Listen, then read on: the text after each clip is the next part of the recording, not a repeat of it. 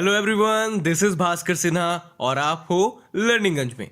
बच्चों, अभी तक हमने क्लास 10th के हिस्ट्री का जो फर्स्ट चैप्टर है उसको हम लोगों ने देखा कि होता क्या है नेशनलिज्म, है ना।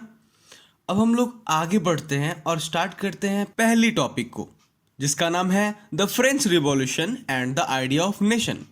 अब देखिए, आपने क्लास 9th में फ्रेंच रिवॉल्यूशन पढ़ा है, बस ये उसी का फर्दर मतलब आगे का एक्सप्लेनेशन है। The first clear expression of nationalism came with the French revolution. This means कि फ्रेंच रिवॉल्यूशन के बाद ही लोगों को नेशनलिज्म मतलब राष्ट्रवाद का असली मतलब समझ आया था और दिखाई दिया था। फ्रांस में, जैसे कि आप जानते हैं, पहले मोनार्की थी जिसके अंडर फ्रांस फुल्ली डेवलप्ड मतलब पूरी तरह से विकसित देश था। मोनार्की मतलब राजतंत्र, राजा का शासन।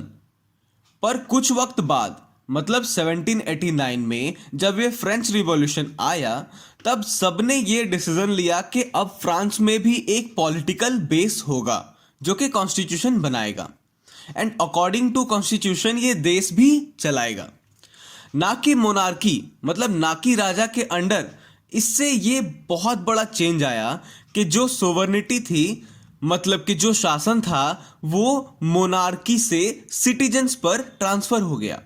मतलब पहले जो इंपॉर्टेंस राजा महाराजाओं को मिलती थी, अब वो देश के नागरिक मतलब सिटीजन्स को दे दी गई थी।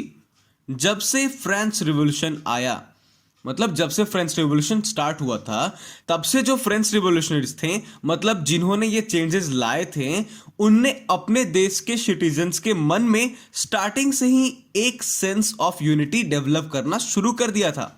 मतलब एकता की भावना जगा दी थी और साथ में ही अपने देश के लिए फीलिंग्स डेवलप करना स्टार्ट कर दिया था। द आइडिया ऑफ ला पैट्री मतलब the feeling of fatherland towards the own country, मतलब देश को अपने फादर के घर मतलब कि अपना घर मानना और देश की सेवा करना। एंड आइडिया ऑफ ले सिटोयन मतलब the feeling that we are the citizens of this country, ये सब डेवलप करा। ये दो आइडियाज का इम्फेसिस मतलब कि इसका प्रभाव ये पड़ा कि सभी लोग कॉन्स्टिट्यूशन के इक्वल राइट को एंजॉय करने लगे। मतलब ये मानने लगे कि सभी के लिए रूल्स सेम हैं, चाहे वो राजा हो या रंक हो, मतलब चाहे कितना भी अमीर इंसान हो या कितना भी गरीब इंसान हो, है ना। इसके बाद फ्रांस में काफी पॉजिटिव चेंजेस हुई, like the new French tricolour flag was introduced. France में नए 3 रंग के झंडे को इंट्रोड्यूस किया गया। States general was elected by the active citizens of the country, लोगों के द्वारा वहां के स्टेट जनरल को चूज किया गया। And they also renamed the national assembly, जो वहां की नेशनल असेंबली थी उसका नाम भी चेंज करा गया। देन न्यू हाइम्स मतलब रिलीजियस सॉन्ग वेर मेड, वहां नए रिलीजियस सॉन्ग को बनाया गया। न्यू ओथ शपथ ली गई। मार्टर्स जो देश के शहीद हैं उन्हें याद किया गया।